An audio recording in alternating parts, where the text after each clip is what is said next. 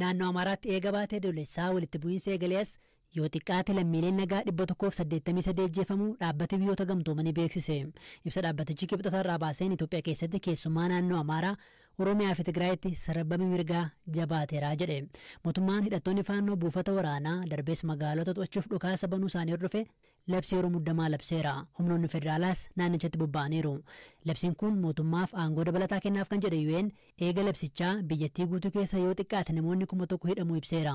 Dhibdeen kamuu mariin akka furamu kan gaafate UN haalli naannoo Oromiyaa keessa jirus yaaddeessaa ta'uu ibse.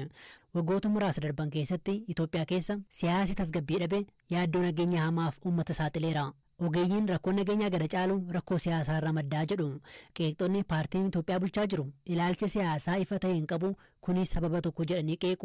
Kunis dhibdeen furmaata akka arganne taasisuu kanneen himan jiru. Isaan keessaa tokko gaazexeessaa fi siyaasa Itoophiyaa irratti yaada kennuun kan beekamu Iyyaaspeer Tasfaayedha. Addawaawiin kanaan dura ejjennoo ifa ta'e qabaachaa ture. Imaammata hiyyeeyyii irratti xiyyeeffatu hordofa. Qonna irratti fuulleffata.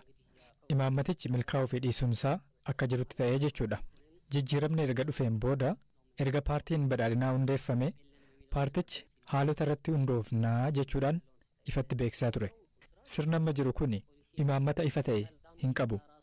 Nageenyi otoo bu'e iyyuu waan irraa eegamu raawwachuu hin danda'u. Nageenyi yoo hin buune garuu nageenya buusutu irraa eegama. Waa baay'een irraan eegamu. Kanaafuu haaluma kana keessa waan turnatti fakkaata.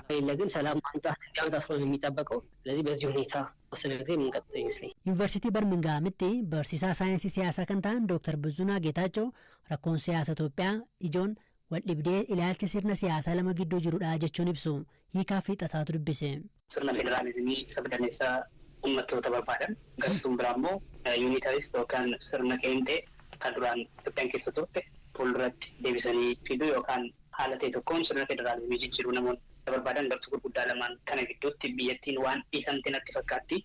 Gartuun federaalistoota heerri mootummaa haalaan hojjeta oolee mirgi heeratti ka'an irratti tarraa'e sun sabaaf sablammoonni hunduu mirga sanatti fayyadamuuf fedhii guddaa qabu. Ittuu federaalizimiin jabaatee akka dagaagu akka dimokiraata'u mirgi heera irratti barraa'e akka guutumaa guutuutti lafa qabatu sabaaf sablammoonni xixiqqoon illee lakkoofsaan xiqqoo ta'an mirga sanatti haalaan fayyadamuuf fedhii isaanii malee dabaleera. Keessattuu erga mootummaan Addawaawii aangoorraa bu'ee booda politikaal ispees hanga ta'e tokko waan banameef fedhiin sun babal'inaan mul'ateera. Kanaafuu kun gar-tokkoon yoo jiraatu gar-tokko biraa immoo yuunitarii siistem yoo danda'ame ta'uu baannaan immoo sirna federaalizimii amma jedhu eenyummaa irratti kan hundeeffate sirna kana riivarsi godhanii yoo danda'ame gar-duriitti deebisuu yoo hin danda'amne immoo jiyoogiraafik beelt federaalizim kan jennu identitii irratti kan hin xiyyeeffanne haaluma bulchiinsaa mijatuun naannolee riidizaayin akka godhan kan barbaadan jiru. Fakkeenyaaf paartileen Itoophiyaa keessa jiran mataan isaanii ibsa fa'aa yeroo kennanii rakkoo amma Itoophiyaa keessatti dhalatee fi sababni biraa mootummaa mataa isaatii ilaalcha siyaasaa yookiin immoo tarsiimoo siyaasaa qabatamaa ta'e lafaan qabu waraana akka siistamaatti itti fayyadamee bulcha malee siyaasa ifa ta'e yookiin immoo tarsiimoo siyaasaa istiraateejii roodmaappii ifa ta'e lafaan qabu kan jedhan jiru. Yaada kan akkamitti ilaaltu? Oromoo Protest godha gartuun aangootti dhufe sirna federaalaa kana riivarsi godha jedhee bakka inni itti dubbate argeen beeku dhageessin beekan.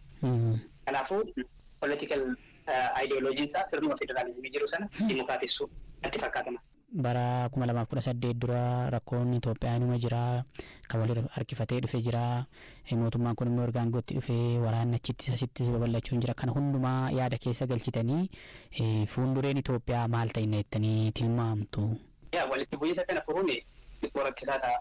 Tokkoffaa waraanni gara kaabaatti speeshaalii waraanni Tigraay wal qabatee ture sun carraa hedduu uumeera. Naannoo Amaaraa keessa gartuuleen hidhatanii socho'an kaanillee dargaggeeyyiin baay'een carraa sanatti fayyadamuun meeshaa harka isaanii galeera. Kanaafuu sun carraa bifa vaayolent ta'een gaaffii isaanii akka dhiyeessanu carraa baneera. Kanaafuu mootummaan gara fuulduraatti maal taate jedhuuf I think erga waraanni Tigraay bifa waliigalteedhaan solve godhame as akka ta'e tokko biyyattiin tasgabboofti. Ekonomikaalis fooyya'insi ni jira. Kana jechuun maallaqni biyya alaatii gargaarsa adda addaa liqiin adda addaa amma gara gadhiifamutti jira waan ta'eef hanga ta'e tokko ekonomikaalii tasgabbiin uumamuu danda'a. Gartuu amma mootummaa chaalenjii gochaa jirullee akkasuma waan mootummaan dhimma kana kontirool gochuu itti ulfaatu natti hin fakkaatu. Walumaa galatti garuu security yookaan humnaan qofa nagaa fiduun rakkisaa waan ta'eef karaa nagaa karaa mariitiin hanga danda'ame taan immoo security cimsuudhaan gara tasgabbiitti adeemuun ni danda'ama jedheenyaati. Bakkeewwan rakkoo nageenyaa rakkataa jiran keessaa tokko kan ta'e godina Shawaa Lixaatti daandiin rakkoo biraa uume. Daandiin aanaalee Gindabaratii fi Abunaa Gindabarat gincii wal qunnamsiisuu ji'oota 7 darban addaan cituu isaatiin hawaasni rakkataa jiraachuu bulchaa naannichaa BBC'tti himaniiru. Obbo Tolasaa Beetuu kontiraaktarii daandii asfaaltii ijaaru sababa yaaddoo nageenyaan ijaarsa doggotuu dubbatan. Sababa rakkoo nageenyaa kanaaf immoo hidhattoota waboo himatanii. Hidhattooti badii garaagaraan himataman kun kana dura himannaa akkanaa waakkatu. Hirphaa Gammachuun bulchaa aanichaa dubbiseera. Daandiin kun aanaa lama aanaa Abunaa Gindabaratii fi aanaa Gindabaratii deemudha.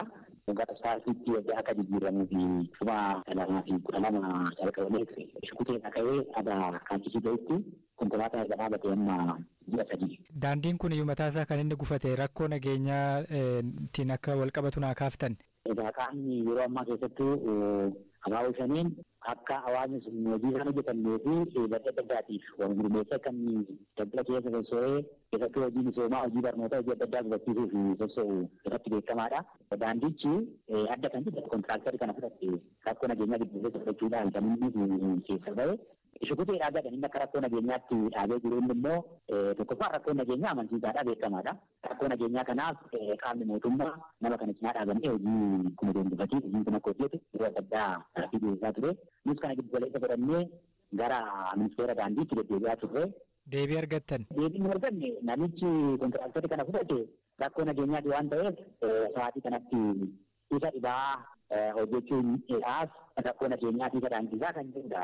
Ministeerri daandii kan nu deebisu. Yoo xiqqate aanaa lamaan uummata 500,000 olii uummanni kun rakkachuurra akka suphaadhaan illee keessa darbuu qabna. Hawaasni kun rakkoo guddaa keessa jira kan jedhu kana sirnata waggaa guutuu dhiyeessaa turre.